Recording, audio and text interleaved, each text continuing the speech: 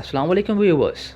Welcome to Siyasat English News. I am Ayman Omar. Telangana on Sunday reported 4,976 fresh COVID-19 cases, taking the tally to over 4.97 lakh, while the toll stood at 2,739 with 35 more casualties.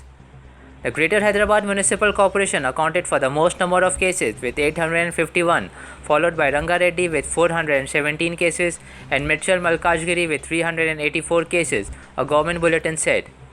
The state has 65,757 active cases and over 55,000 samples were tested. The case fatality rate in the state was 0.55%, while it was 1.1% at the national level. The recovery rate in Telangana was 86.22%, while it was 82.1% in the country.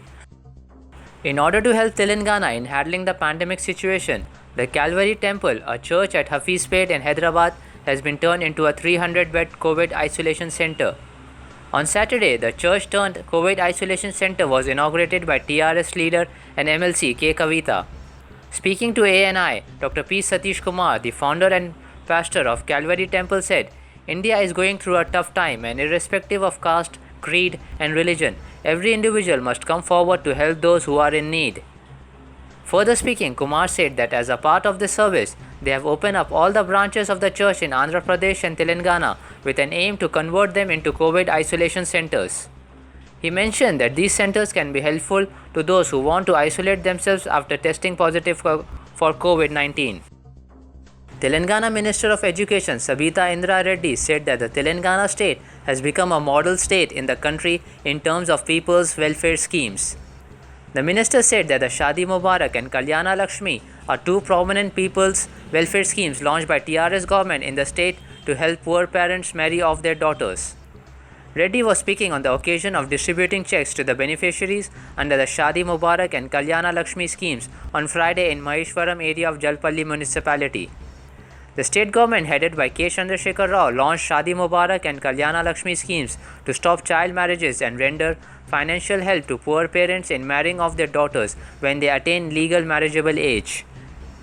Telangana Home Minister Mohammad Mahmood Ali has appealed to the Muslim community to perform Eid prayers at nearby mosques while maintaining social distancing. The Home Minister said that in order to control the spread of the COVID-19, the state government is strictly following the protocols. Addressing the media personnel, Mahmood Ali said there is no permission to allow large gatherings, that is, religious gatherings.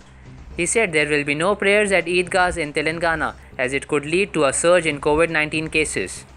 The minister added that the mosque can conduct more than one Eid prayer.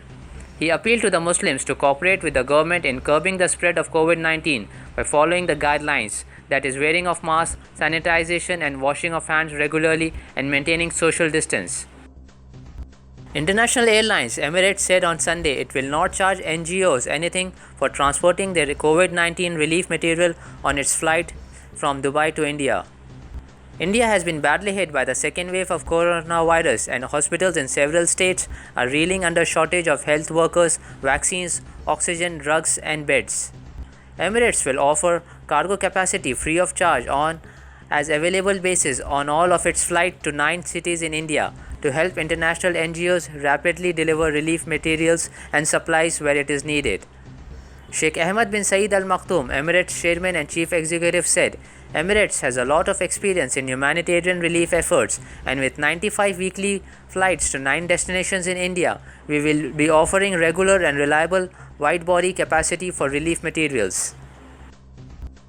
Saudi Arabia has emphasized the importance of dialogue between Pakistan and India to resolve their outstanding matters, including the Kashmir issue. Pakistan Foreign Office on Saturday night released a joint statement agreed between Pakistan and Saudi Arabia after Prime Minister Imran Khan held high-level talks with Crown Prince Mohammed bin Salman. Imran Khan is an official visit to Saudi Arabia from 7th of May to the 9th of May. The two sides emphasized the importance of dialogue between Pakistan and India to resolve the outstanding issues between the two countries, especially Jammu and Kashmir issue, to ensure peace and stability in the region, according to the joint statement. The Crown Prince welcomed the recent understanding reached between the military authorities of Pakistan and India regarding the ceasefire at the line of control, which is based on a 2003 understanding between Pakistan and India. A day after Israeli security personnel clashed with Palestinian Muslims and injured close to 200 people at the Al-Aqsa Mosque, tens of thousands of Palestinian citizens made their way to the mosque for the Laylat al-Qadr on Saturday night. Israeli police had set up checkpoints outside Jerusalem in an attempt to stop the Palestinians from traveling to the Old City. Those who were stopped on the road continued on foot, with footage of scores of Palestinians resolutely walking to Jerusalem circulating widely online. Despite the brutalities and crackdowns, some 90,000 Palestinian worshippers reportedly made their way to the Holy Mosque to mark the Laylat al-Qadr, one of the holiest nights in Islam in the month of Ramadan. According to Middle East Eye, the prayers were conducted safely, after which Israeli forces began cracking down on Palestinians going out of the Old City. Many were reportedly arrested and 90 persons have been reported to be wounded. Pakistani batsman Abid Ali on Saturday broke former skipper Yunus Khan's 8-year-old record of the highest score by a Pakistan batsman in Zimbabwe in the longest format of the game.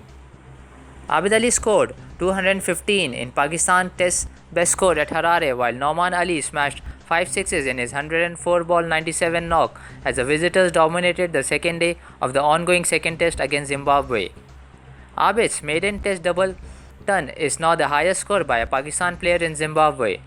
Former Pakistan skipper Yunus Khan had scored an unbeaten 200 in Zimbabwe in 2013, while Mohammad Wasim's 192 in 1998 in Harare stands third on the list. Pakistan was in firm grip of the second and final test against Zimbabwe after Abid registered an unbeaten double century before the visiting bowlers accounted for 4 host batsmen in the evening session of day 2 on Saturday. Thank you viewers, that's it for today.